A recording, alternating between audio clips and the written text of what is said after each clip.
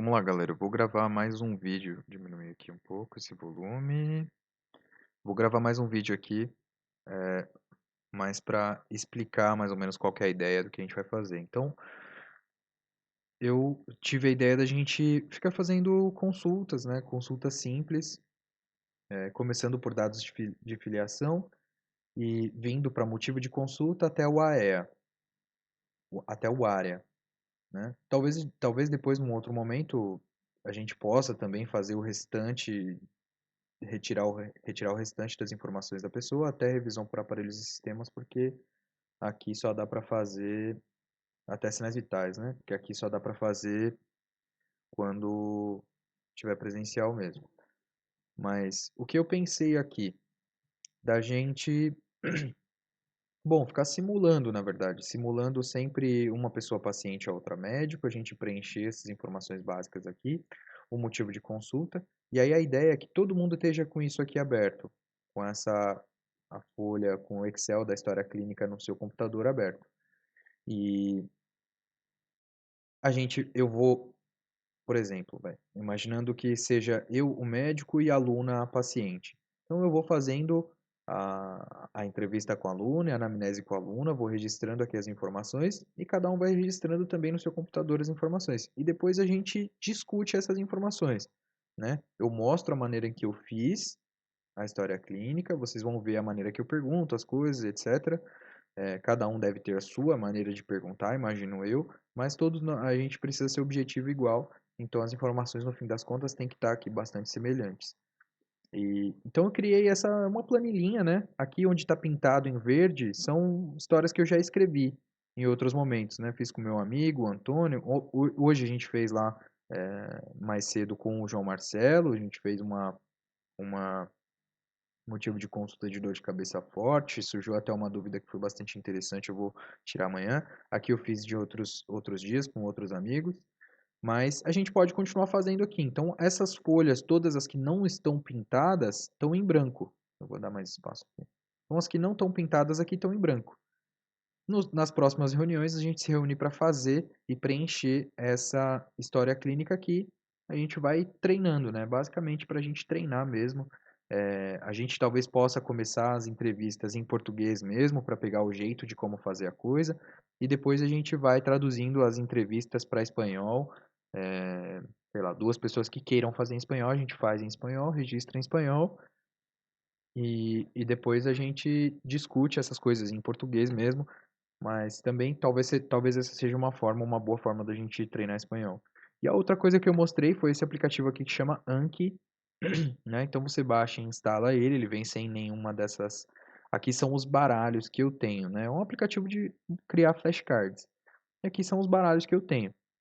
Ele vem sem nenhum baralho, você vai criando, né? Criar um baralho, você cria sobrenome, sei lá, de semiologia, por exemplo, e depois aqui nesse botão de adicionar, você vai criando perguntas, criando perguntas simples. Então, uma das ideias que eu tive, por exemplo, de usar esse Anki foi colocar aquelas síndromes as síndromes que compõem o sintoma ali, né? Nossa, que afirmação idiota. Mas as síndromes que a professora traz que estão relacionadas ao sintoma, né? Então, no começo ela falou bastante sobre dor. Eu vou fechar. Não vou fechar. Vou fechar e perder, porque depois eu vou estudar esse tema. Então, ela começou falando sobre dor e criou algumas síndromes. Se eu clicar aqui em semiologia médica, eu criei alguns, alguns flashcards, né? E eu vou respondendo esses flashcards. Caso eu acerte, eu coloco que acertei. Caso eu erre, eu coloco que eu errei.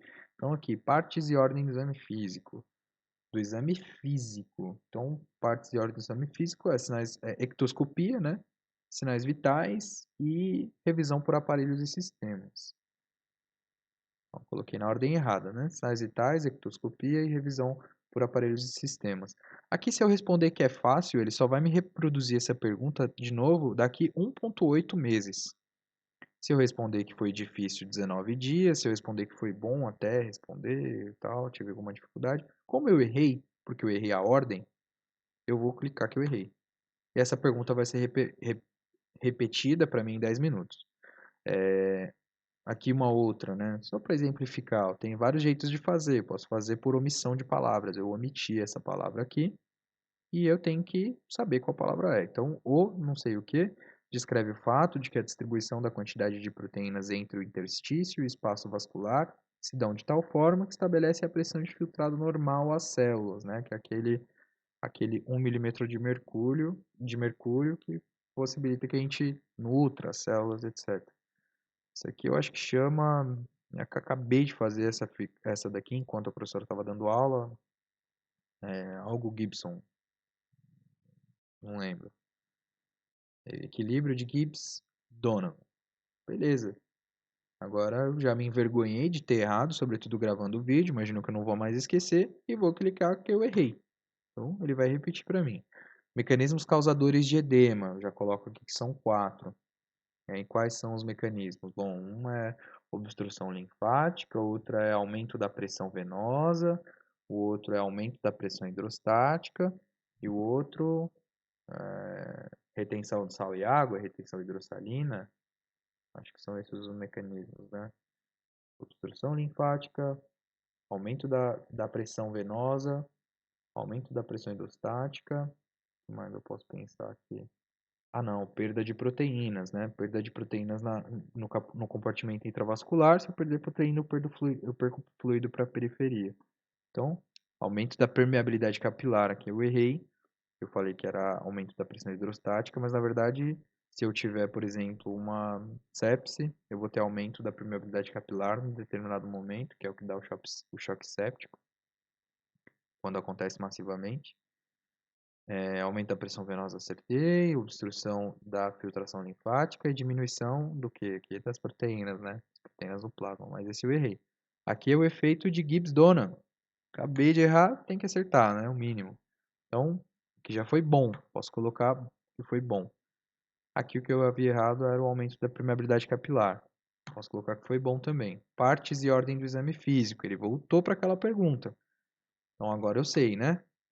Sinais vitais, ectoscopia e revisão por aparelhos e sistemas. Beleza, agora foi fácil. Eu vou clicar que foi fácil, sua pergunta só vai aparecer para mim daqui 2 dias. E aí eu vou seguindo. Tá, eu não quero responder esse agora porque está muito óbvio e tal. Vou clicar aqui em baralhos, vou voltar e vou responder outros baralhos. Vou abrir um baralho de neuroanatomia, que é um tema que eu estudo, ou abrir um baralho de clínica médica e responder. Critérios que definem diagnóstico de coagulação intravascular disseminada. Bom, queda do fibrinogênio, hipofibrinogenia, trombocitopenia é um dos critérios. Deixa eu ver o que mais. Não lembro mais os critérios, é muito difícil lembrar critério. Então, vou mostrar a resposta, eu errei. Hipofibrinogenia, aumento dos produtos derivados da fibrinólise, alargamento do PTTA, tempo de protrombina e tempo de trombina, e anemia hemolítica com esquizócitos. Né? Lembrando que isso aqui é um mecanismo microangiopático, então tem quebra, tem hemólise na periferia. Esse aqui eu vou clicar, que foi difícil para mim. Eu errei duas, não acertei duas, também não botei minha cabeça para pensar muito, porque estou gravando o vídeo. E vai seguindo essa mesma ideia. Eu vou seguindo essa mesma ideia para todos os casos, até que eu consiga limpar esses baralhos aqui, eles só aparecerem daqui dias, e aí eu vou estudar outro tema. Então, é basicamente isso. Eu achei muito legal esse aplicativo, acho que vai ser bom para todo mundo, mas fazer flashcard de modo geral vai ser legal para todo mundo, talvez. E aqui a nossa ideia da história clínica para a gente tentar fazer aí algo legal juntos por Zoom, por enquanto, pelo menos por Zoom. E talvez, se isso aqui funcionar, em outro momento a gente pode se encontrar, se juntar, talvez na minha casa, ou na casa de alguém, ou num outro espaço, talvez na faculdade, para treinar também achado semiológico e treinar exame físico, né, mais especificamente, porque é mais difícil de fazer. Beleza? Então é isso e espero que todo mundo participe. E espero que seja legal para todo mundo e que a gente aprenda juntos aí para ir pro hospital e não passar vergonha. Um beijo, é nóis, galera.